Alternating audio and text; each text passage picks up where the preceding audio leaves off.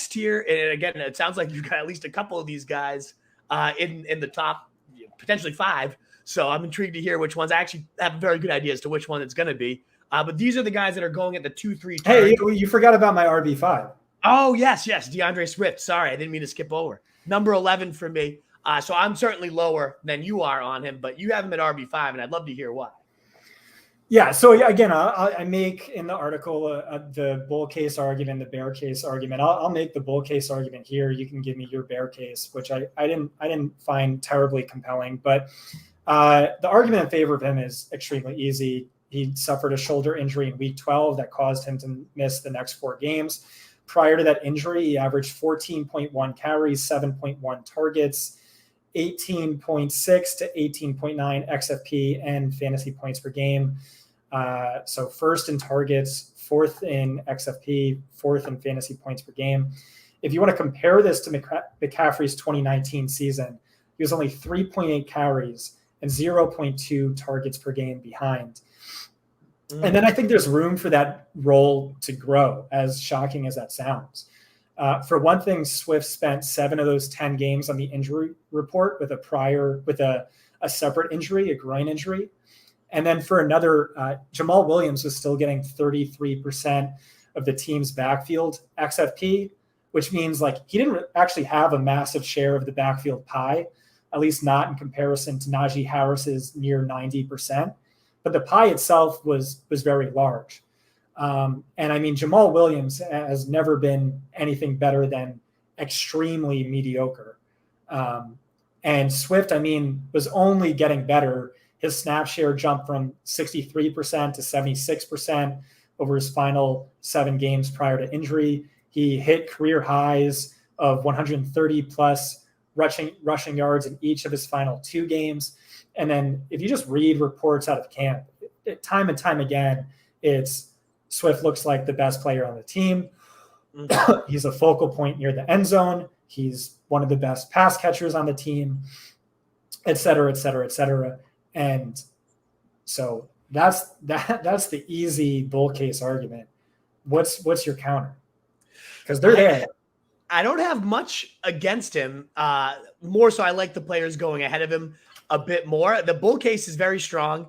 I guess the biggest concerns are, one, again, injury. I guess the old, as you said, the old man concern. He's missed 3+ games in both seasons, and I know he's looking huge right now. He's ripped as hell, and I love to see it.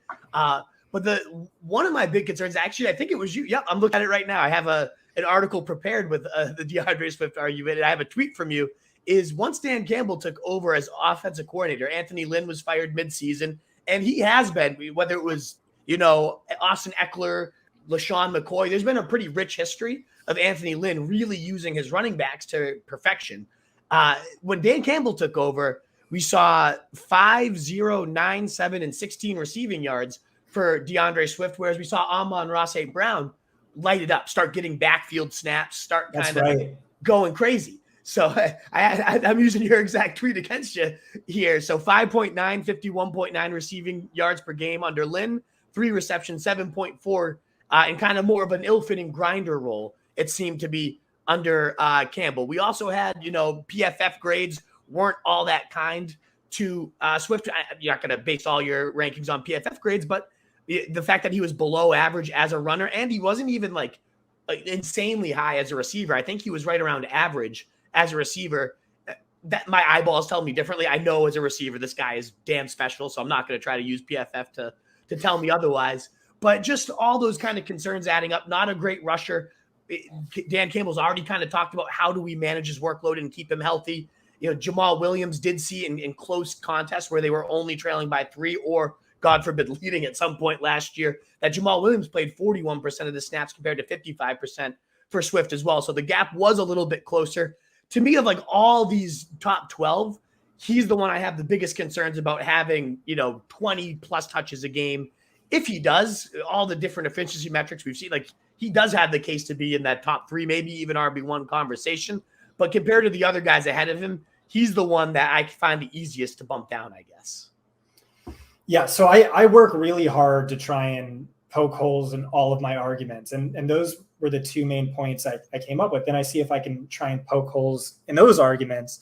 Mm-hmm. And I think I did. I mean, like basically what happened was he morphed from a scat back on steroids, my classification in 2020, into a bell cow in 2021 under Lynn.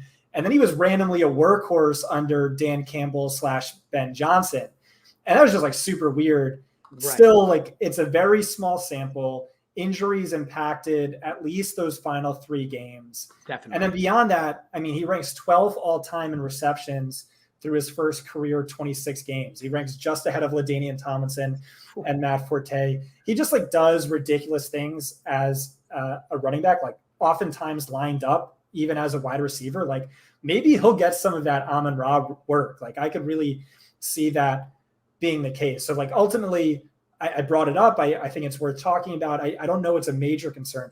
The other thing you brought up was the lack of efficiency. I think that's legitimate. He was the single least efficient runner last year in between the tackles. He ranked 3rd worst of 50 qualifying running backs in PFF grade, dead last in Football Outsiders DVOA. Jamal Williams is better by every metric. And so you know me, you know where I stand on this. I only care about running back efficiency insofar as it relates to running back volume. Maybe there's a concern he was so inefficient, he sees less work, but I think it's highly unlikely. He was amazing in college. He was amazing as a rookie.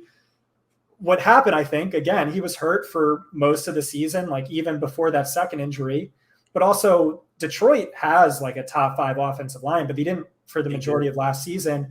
Pro Bowl center Frank Ragnow was out 13 games. Left tackle Taylor Decker was out 8 games. And the other thing you brought up was injuries and maybe limiting touches. I did not get that vibe at all.